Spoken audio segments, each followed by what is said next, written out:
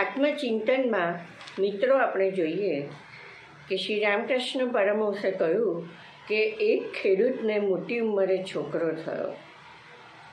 છોકરાનું ખૂબ જ જતન કરે, ખૂબ પ્રેમ કરે. એમ કરતાં કરતાં તે છોકરો મોટો થયો. એક દિવસ તે ખેડૂત પોતાના ખેતરમાં કામ કરતો હતો. ત્યાં કોઈકે કહ્યું કે તમારો છોકરો માંદો પડ્યો છે. તે ઘેર આવ્યો અને જોયું કે છોકરો મરી ગયેલો. તેની વહુ ખૂબ જ રડે, પણ પેલા ખેડૂતની આંખમાં જરાય આંસુ આવે નહીં. એની વહુ પડોશીઓને કહેવા લાગી કે જુઓ તો ખરા, એમનું હૈયું કેવું કઠણ છે. આવો રતન જેવો છોકરો મરી ગયો, પણ એમને કશું થતું નથી, આંખમાં આંસુ નથી આવતા. થોડાક વખત પછી તે ખેડૂતે પોતાની સ્ત્રીને કહ્યું કે હું કેમ રડતો નથી એનું કારણ જાણે છે? મને ગઈકાલે સ્વપ્ન આવ્યું હતું કે જાણે કે હું એક રાજા થયેલો અને મને ખૂબ જ રૂપાળા 7 છોકરા હતા. તે બધા મોટા થયા, ખૂબ ભણીને હોશિયાર થયા. એટલામાં હું જાગી ઉઠ્યો અને મારા 7 છોકરા ક્યાં જતા રહ્યા તે મને ખબર નથી. હવે તું મને કહે કે હું તારા એક છોકરાનો શોક કરું કે પેલા 7નો? જ્ઞાનીને મન સ્વપ્ન જેટલું સત્ય છે તેટલી જ જાગ્રત અવસ્થા પણ સત્ય છે. એટલે કે એનો અર્થ એ છે કે બંને સ્વપ્ન વચ્ચે અને બંને અસત્ય જ છે. બંનેમાં કોઈ જ કે કશું જ કાયમ માટે નથી. થોડોક સમયનો ફેર છે કે એકનો સમય ઓછો છે, થોડાકનો સમય વધારે છે.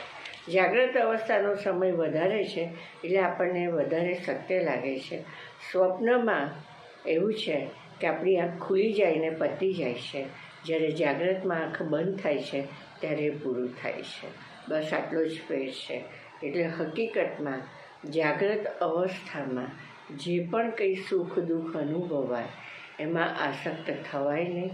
જે પણ કંઈ દુન્યવી રીતે સુખ પ્રાપ્ત થાય એનું બહુ આપણે એમાં આસક્ત નહીં થવાનું, અને દુઃખ થાય એનો શોક પણ નહીં. ના હર્ષ જોઈએ ના શોક જોઈએ, કારણ કે આ બધું સ્વપ્નવત જ છે. એમ દ્રઢ વિચાર કરીએ અને બધાની વચમાં આપણે નિષ્કામ રીતે જીવીએ તો જ આપણે જીવી શકાય.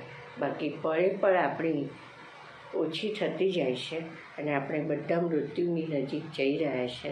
અને ક્યારે કોનું મૃત્યુ આવશે અને કેવી રીતે આવશે આપણે કોઈ જ જાણતા નથી.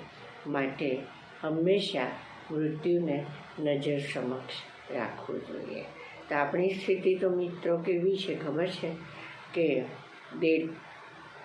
સાપના મોઢામાં દેડકો છે અને છતાં પણ દેડકો માખીને પકડવા જાય છે.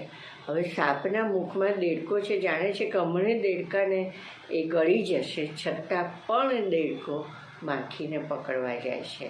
એમ મૃત્યુ ગમે ત્યારે આપણો કોળિયો કરી જશે, છતાં પણ આપણે એમ વિચારીએ છીએ મિત્રો કે આજે આટલું પ્રાપ્ત કર્યું, પછી આટલું કરીશ, મારે આના કરતાં વધારે જોઈએ, આટલું તો થવું જ જોઈએ, આ જ રીતે થવું જોઈએ, આમ ના થાય તો સારું, હું લોકોને બતાવી દઉં. આમ અહંકારની અને મનની વૃત્તિઓ, શરીરની વૃત્તિઓ સંતોષવા માટે આપણે પળે પળ વિતાવીએ છીએ.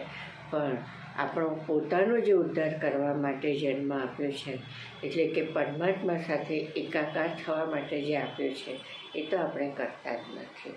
તો આ તરફ આપણે બધાએ આગળ વધવું જોઈએ અને એ પ્રયત્ન કરવો જોઈએ. તો મિત્રો, હું અહીં સુધી રાખું છું. ઓમ નમઃ શિવાય.